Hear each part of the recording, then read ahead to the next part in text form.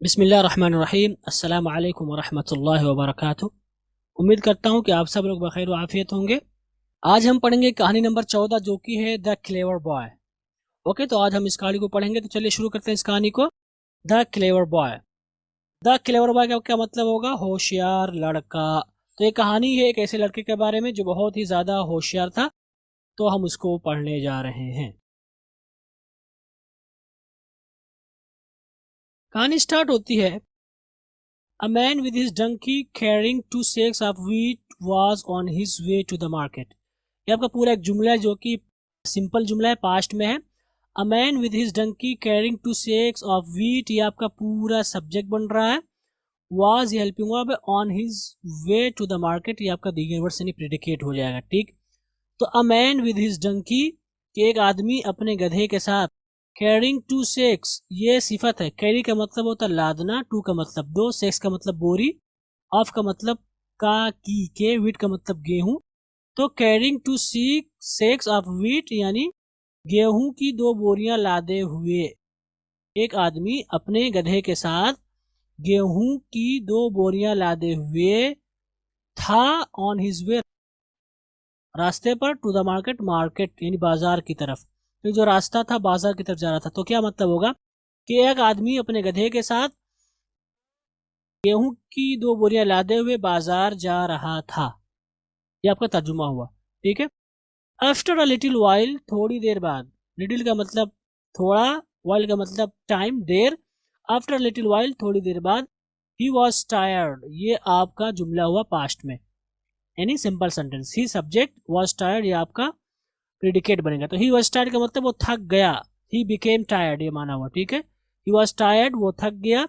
And they rested under a tree, ये आपका पूरा जुमला है पास्ट इंडेफिनिट अफर्मेटिव में। दे सब्जेक्ट बन रहा है, रेस्ट का मतलब आराम करना, पास्ट का है। अंडर अ ट्री, एक दरख्त के नीचे। तो और उन दोनों ने एक दरख्त के नीचे आराम किया। ठीक है। When he woke up from his nap, ये आपका एक जुमला हुआ। He could not see the donkey, ये आपका दूसरा जुमला हुआ। And started searching for the donkey everywhere, ये आपका तीसरा जुमला हुआ। व्हेन ही वोक अप, ये आपका पास्ट इंडेफिनिट अफर्मेटिव में है।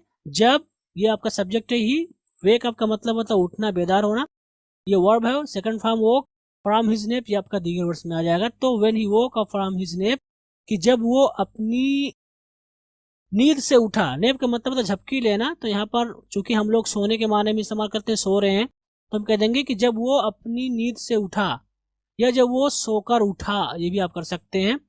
ही could not see the donkey, तो ये आपका जो जुमला है पास्ट में है, मॉडल में है। ठीक है, ही आपका सब्जेक्ट बन रहा है। कैन की सेकंड फॉर्म कुड आती है, और ये जो नेगेटिव में, ठीक है, नॉट की वजह से। सी का मतलब देखना, डंकी का मतलब गधा। इसको आप डंकी नहीं पढ़ेंगे, डंकी, ओ की भी आवाज निकालेंगे आप। तो he could not see the donkey, कि जब उठा तो उसने जो है गधे को नहीं पाया या नहीं देखा। नहीं देख सका भी आप कर सकते हैं। ठीक है, दोनों चल सकता है। एंड स्टार्टेड, यानी वो उसने शुरू कर दिया, ये भी आपका जुमला है पास्ट इंडेफिनिट अफर्मेटिव में। Started searching for the donkey, क्या शुरू कर दिया उसने? ढूंढना। सर्च के साथ हम फॉर इस्तेमाल करते हैं, इसलिए सर्च फॉर द डंकी, गधे को ढूंढना शुरू कर दिया। एवरीवेयर, हर जगह। ऑन द वे, रास्ते में। ठीक है, इसका क्या मतलब होगा? ऑन द वे, रास्ते में, रास्ते पर नहीं होगा, रास्ते में। ही मेट अ बॉय, ये भी आपका जुमला है पास्ट इंडेफिनिट अफर्मेटिव में। ये आपका सब्जेक्ट है, मीट की सेकंड फॉर्म है, मेट। अ बॉय आपका ऑब्जेक्ट है। ही मेट अ बॉय, वो एक लड़के से मिला। And he asked the boy, and का मतलब वो, ही का मतलब वो, आस्क का मतलब पूछना, द बॉय आपका ऑब्जेक्ट है। ये जो जुमला है पास्ट इंडेफिनिट अफर्मेटिव में। And he asked the boy, और उसने लड़के से पूछा। Have you seen my donkey, ये आपका जुमला है प्रेजेंट परफेक्ट में। और ये जो जुमला है इंट्रोगेटिव का है, और इसमें चूंकि लफ्जे है पहले आया हुआ हेल्पिंग वर्ब, तो इसको हम उर्दू में लफ्जे कैसे तर्जुमा करेंगे। ठीक, तो ये हेल्पिंग वर्ब है। यू आपका सब्जेक्ट है, तुम के माने में। सी का मतलब देखना, सीन का मतलब थर्ड फॉर्म, देखने के माने में। माई डंकी का मतलब मेरा गधा। तो have you seen my donkey का क्या मतलब होगा कि क्या तुमने मेरा गधा देखा है। ठीक है, यहाँ पर देख चुका है नहीं बोलेंगे। ठीक है, तो क्या होगा सवाल, इसका तर्जुमा कि क्या तुमने मेरा गधा देखा है। द बॉय आस्क्ड, लड़के ने पूछा। ये आपका जुमला है पास्ट इंडेफिनिट अफर्मेटिव में। Is the donkeys left eye blind, ये आपका इंट्रोगेटिव सेंटेंस है। चूंकि लफ्ज़े इस पहले आ गया तो गोया कि इसमें हम जब तर्जुमा करेंगे उर्दू में तो लफ्ज़े क्या पहले आएगा, ठीक है। Is helping up, the donkey is left I, ये आपका पूरा सब्जेक्ट बन रहा है और ब्लाइंड आपका प्रेडिकेट बन रहा है, ठीक है। तो is the donkey is left eye blind का क्या मतलब होगा, ब्लाइंड का मतलब अंधा होना, ठीक है। तो is the donkey is left blind का क्या मतलब होगा कि क्या गधे की जो बाई वाली आंख है वो अंधी है, यानी क्या बाएं जानिब से गधा अंधा है, ये भी आप कर सकते हैं, ठीक है। हिज राइट फुट लेम, ये आपका दूसरा जुमला है, यानी इज हिज राइट, ठीक है, ये माना है, ठीक है, ये भी क्वेश्चन वाला है। इज हिज राइट फुट लेम, क्या उसका जो दायां पांव है उसमें लंगड़ाहट है या वो दाएं पैर से वो माजूर है, ठीक है। And is he carrying a load of wheat, ये भी आपका जुमला है और ये जो जुमला है आपका प्रेजेंट कंटिन्यूअस में है और इंट्रोगेटिव है चूंकि लफ्ज़ से इज आया हुआ है पहले। तो हेल्पिंग वर्ब, उसके बाद सब्जेक्ट, कैरी का मतलब लादना, अ लोड ऑफ व्हीट यानी गेहूं का बोझ। Is he carrying a load of wheat, कि क्या वो गेहूं का बोझ लादे हुए है। यहाँ पर कैरी का मतलब लाद रहा है नहीं होगा। अगर आपने मेरा कंटिन्यूअस का लेसन पढ़ा होगा तो वह मैंने बताया था होमवर्क करते हुए कि कभी कभी हम आईएनजी को जो तर्जुमा करते हैं हुआ के माने में करते हैं, जैसे कि I am sitting in the mosque, तो आप कैसे तर्जुमा करेंगे, I am sitting in the mosque, मैं मस्जिद में बैठा हुआ हूँ, मैं मस्जिद में बैठ रहा हूँ नहीं कहेंगे। आप कहेंगे I was sitting in the mosque, मैं मस्जिद में बैठा हुआ था, आप नहीं कहेंगे मैं मस्जिद में बैठ रहा था। कर सकते हैं जरूरत के एतबार से, लेकिन आमतौर पर मैं मस्जिद में बैठा हुआ था, मैं मस्जिद में बैठा हुआ हूँ। तो यहाँ पर ये जो आईएनजी का दूसरा माना है यहीं पर हमने इस्तेमाल किया, is he carrying a load of wheat, कि क्या वो गेहूं का बोझ लादे हुए है, ठीक, लाद रहा है नहीं कहेंगे। The man was happy and sad, ये आपका पूरा जुमला है। द मैन वॉज हैप्पी, आदमी खुश था, एंड ही सैड, और उसने कहा यस एग्जैक्टली, हाँ हाँ बिल्कुल, एग्जैक्टली हाँ हाँ बिल्कुल। Where have you seen it, ये आपका जो जुमला है प्रेजेंट परफेक्ट में है और ये इंट्रोगेटिव है और इसमें लफ्ज़े वेयर पहले आया हुआ, उसके बाद हेल्पिंग वर्ब है, उसके बाद यू है, उसके बाद सीन है वर्ब और इट आपका ऑब्जेक्ट है। तो where have you seen it, कि तुमने इसे कहाँ देखा है, तुम इसे कहाँ देख चुके हो, मैंने नहीं कहा, तुमने इसे कहाँ देखा है। द बॉय आंसर्ड, इसको आप आंसर्ड हम लोग पढ़ते हैं अक्सर, आंसर्ड, ये क्या होगा, answered, answered.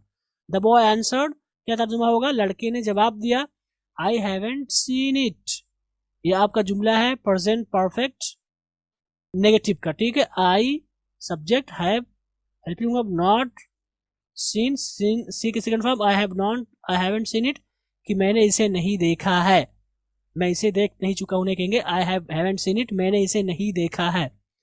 This made the man very angry, ये आपका जुमला है पास्ट इंडेफिनिट में। दिस सब्जेक्ट, मेक का second form made, banana, the man object, very angry, ये आपका दीगे वर्ड्स में आ जाएगा। This made the man very angry, कि इस चीज ने या इसकी इस बात ने आदमी को गुस्सा कर दिया बहुत ज्यादा। मेक एंग्री का मतलब गुस्सा करना, गुस्सा बनाना नहीं, गुस्सा कर दिया। And he took the boy to the village chief for punishment, ये भी आपका जुमला है पास्ट इंडेफिनिट अफर्मेटिव में। ही टुक, ही का मतलब वो, टेक के सेकंड फॉर्म टुक है, द बॉय का मतलब लड़का, टू द विलेज चीफ यानी प्रधान के पास, फॉर का मतलब लिए, पनिश का मतलब सजा, ठीक है। तो टेक का मतलब होता है लेना, लेकिन टेक समवन टू समवेयर, किसी को लेकर जाना, ठीक। तो यहाँ पर वही तर्जुमा होगा, and he took the boy to the village chief, कि वो बच्चे को लेकर प्रधान के पास गया, फॉर पनिशमेंट, सजा दिलाने के लिए, सी सजा के लिए, ठीक। तो ये तर्जुमा हुआ। आगे क्या हुआ, द जज आस्क्ड, अब इसको आस्क्ड नहीं पढ़ेंगे, क्या पढ़ेंगे, द जज आस्क्ड, जज ने पूछा, डियर बॉय, प्यारे बच्चे, if you had not seen the donkey, ये शर्तिया जुमला है, how you could describe it, ठीक है, ये भी आपका जुमला है और ये जो जुमला है मॉडल में है, इंट्रोगेटिव में सवाल किया गया, ठीक है। और ये जो जुमला है ये परफेक्ट में है, यानी पास्ट परफेक्ट में है, नेगेटिव में। If you had not seen the donkey, कि अगर तुमने गधे को नहीं देखा था, नहीं होगा, अगर तुमने गधे को नहीं देखा है, प्रेजेंट में आ जाएगा कहानी में, ठीक है। How you could describe it, तो डिस्क्राइब का मतलब होता है बयान करना, बताना, सिफत बताना। तो how you could describe it का क्या मतलब होगा कि तुमने कैसे बताया उसकी सिफात को। अगर आप इसका लफ्जी तर्जमा करेंगे तो इसका लफ्जी तर्जमा होगा कि तुम कैसे बयान कर सकते थे उसको। तो ये कोई परफेक्ट तर्जुमा नहीं हो रहा उर्दू में। तुम कैसे कहेंगे कि अगर तुमने गधे को नहीं देखा है तो तुमने कैसे बयान कर दिया उसकी सिफात को। द बॉय आंसर्ड, लड़के ने जवाब दिया। ये आपका पूरा पास्ट इंडेफिनिट का जुमला है। द बॉय सब्जेक्ट, आंसर्ड ये आपका वर्ब है। I said the tracks of a donkey, ये आपका जो जुमला है ये पास्ट इंडेफिनिट में है, ठीक है। तो आई सा, आई सब्जेक्ट, सी का सेकंड फॉर्म सा है, देखने के माने में। द ट्रैक्स का मतलब निशान, ऑफ का मतलब काकी के, डंकी का मतलब गधा। And the right and the left tracks were different from this, तो and the right and left track were different, ये आपका एक जुमला है, ठीक है। तो I saw the track of the donkey, कि मैंने गधे के निशानात देखे, उसके पैरों के निशानात देखे, ये माना है। And the right and left tracks were different, ये आपका जो जुमला है ये पास्ट में है जो कि सिंपल है। The right and left track ये आपका सब्जेक्ट बन रहा है, वर डिफरेंट ये आपका प्रेडिकेट है। तो and the right and left tracks की जो दाया और जो बाएं निशानात थे वो डिफरेंट, वो अलग थे, मुख्तलिफ थे। फ्रॉम दिस, इससे, I understood that the donkey that passed there was limping, ये आपका जुमला है जिसमें कई सारे हिस्से हैं। तो फ्रॉम दिस, इससे, आई अंडरस्टूड मैंने समझा, या मैंने समझा, या मैं समझ गया, दैट की डंकी की वो गधा, दैट पास्ट देयर जो यहां से गुजरा, वाज लिंपिंग वो लंगड़ा रहा था, ठीक है। The donkey that passed here ये आपका सब्जेक्ट बन रहा है, वाज ये आपका हेल्पिंग वर्ब है, और ये पूरा जुमला है जो कि पास्ट कंटिन्यूअस में है। The donkey that passed here कि वो गधा जो यहाँ से गुजरा, वाज लिंपिंग वो लंगड़ा रहा था, वो लंगड़ाहट का शिकार था, ठीक। And the grass on the right side of the road was eaten, ये पूरा एक जुमला है जो कि है पैसिव वॉइस में, और ये पास्ट इंडेफिनिट का पैसिव वॉइस है, अफर्मेटिव है। तो and the grass on the road side of the road ये आपको पूरा सब्जेक्ट बन रहा है। वाज हेल्पिंग वर्ब, ईटन ये आपका वर्ब बनना थर्ड फॉर्म। तो क्या तर्जुमा होगा, and the grass on the right side of the road, की घास यानी सड़क के दाएं जानिब जो घास थी वो क्या थी, वाज ईटन वो उसको खाया गया था। But the grass on the left was not, यानी वाज नॉट ईटन, ये भी आपका जो जुमला है पास्ट पैसिव वॉइस है, पास्ट इंडेफिनिट पैसिव वॉइस, ठीक है। और ये नेगेटिव में है। But the grass on the left side was not eaten, लेकिन जो बाएं जानिब घास थी उसको नहीं खाया गया था। फ्रॉम डैट इससे, आई अंडरस्टूड ये आपका एक जुमला है कि मैं समझ गया।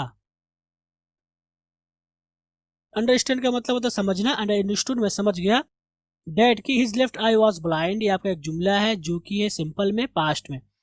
हिज लेफ्ट आई ये आपका सब्जेक्ट बन रहा है, वाज ब्लाइंड प्रेडिकेट है। तो इससे मैं समझ गया कि उसकी जो बाएं जानिब की आंख थी, उसकी बाई आंख, वाज ब्लाइंड वो कानी थी, यानी वो बाई आंख से काना था, वो बाई वाली आंख से काना था। There were wheat seeds scattered on the ground ये आपका जुमला हुआ।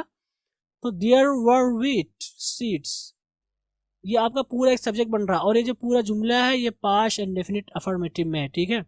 देयर वर व्हीट सीड्स ये आपका सब्जेक्ट है। स्कैटर का मतलब होता है बिखरना, ये आपका सेकंड फॉर्म आया हुआ पास्ट इंडेफिनिट की वजह से, ऑन द ग्राउंड जमीन पर।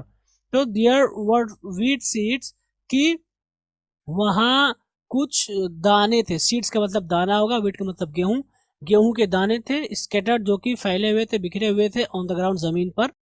एंड आई अंडरस्टूड और मैं समझ गया, डैट की he must have been carrying a load of wheat ये आपका जो जुमला है ये जुमला है मॉडल में, और ये है जुमला अफर्मेटिव, यानी इसमें नहीं है और ना ही इसमें सवाल किया गया। And he must have been carrying a load of wheat कि और वो जरूर, मस्ट हैव बीन का मतलब यहाँ पर तवक्को जाहिर करने के लिए, ठीक है, उम्मीद, यानी ऐसा हो सकता है।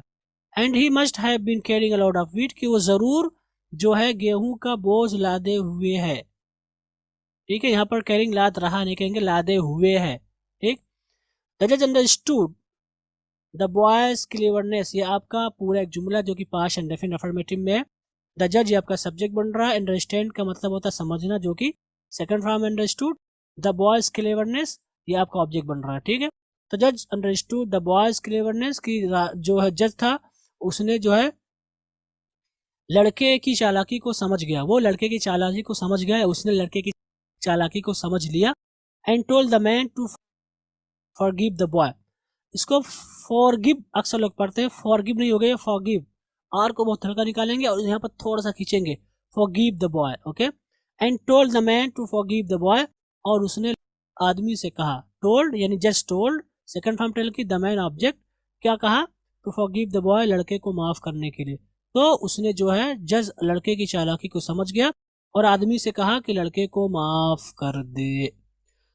तो ये कहानी थी, उसका तर्जुमा था, उसका स्ट्रक्चर था। मैंने पूरी कोशिश की आपको अच्छे से बताऊं, उम्मीद करता हूं कि ये कहानी आपको समझ में आई होगी। तो इस कहानी में हमें क्या सबक मिल रहा है, हमें क्या अखलाकी पहलू नजर आ रहा है इस कहानी में? तो इस कहानी में बताया गया है, the story teaches us that we should not be quick to जज पीपल। ये पूरा एक जुमला है और इसमें दो हिस्से हैं। पहला हिस्सा है this story teaches us, this story, ये जो जुमला है ये पूरा आपका प्रेजेंट इंडेफिनिट में, अफर्मेटिव में, दिस स्टोरी आपका सब्जेक्ट है। टीच का मतलब होता है बताना, तालीम देना, पढ़ाना, ये आपका ईएस आया हुआ, चूंकि ये सब्जेक्ट सिंगुलर था। अस ये आपका ऑब्जेक्ट है। तो दिस स्टोरी टीचेज अस का मतलब होगा कि ये कहानी हमें सबक देती है, ये कहानी हमें बताती है डैट की we should not be quick to जज पीपल। ये आपका जो जुमला मॉडल में, नेगेटिव में, वी का मतलब हम सब, शुड का मतलब चाहिए, नॉट का मतलब नहीं, बी क्विक का मतलब होता है जल्दी करना, बी क्विक का मतलब होता है जल्दी करना, टू जज का मतलब फैसला करना, पीपल का मतलब लोग, ठीक है। तो that we should not be quick to जज पीपल, कि हमें लोगों के बारे में फैसला करने में जल्दी नहीं करनी चाहिए, लोगों के बारे में फैसला, ठीक है। जज पीपल का मतलब लोगों के बारे में फैसला, ठीक है, कि हमें लोगों के बारे में फैसला करने में जल्दी नहीं करनी चाहिए। तो इस स्टोरी में या ये कहानी हमें ये सबक देती है कि हमें लोगों के बारे में फैसला लेने में या फैसला करने में जल्दबाजी नहीं करनी चाहिए, या जल्दी से काम नहीं लेना चाहिए, या जल्दी नहीं करनी चाहिए। तो ये कहानी और ये हकीकत पर मबनी है, कहानी यानी जो सबक है वो हकीकत पर मबनी है कि हमें सच में जो है किसी के बारे में फ़ौरन फैसला नहीं कायम कर लेना चाहिए, बल्कि हमें हर नाये से चीज़ को देखने की ज़रूरत होती है, ठीक है।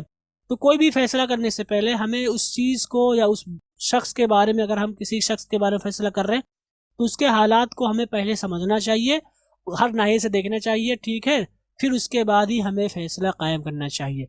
तो ये कहानी है और इस कहानी में यही हमें सबक दिया गया है कि हमें फ़ौरन किसी को देख करके फैसला नहीं करना चाहिए। और इस ताल्लुक से बहुत सारी वीडियोस भी हैं, आप लोग देखते होंगे यूट्यूब वगैरह पे, फेसबुक वगैरह पे, ठीक है, कि लोग जल्द जो है फ़ौरन फैसला कर लेते हैं, बाद में पता चलता है कि मामला कुछ और था। तो इस चीज़ पर हमें अमल करना चाहिए, जो भी मामला हो हमें पहले उसको समझना चाहिए, हर नए से उसको देखना चाहिए, उसके बाद ही हमें फैसला कायम करना चाहिए। इसी के साथ हमारी ये कहानी ख़त्म हुई। इंशाअल्लाह आपसे मिलेंगे अगली कहानी में। वस्सलामु अलैकुम व रहमतुल्लाहि व बरकातुहू।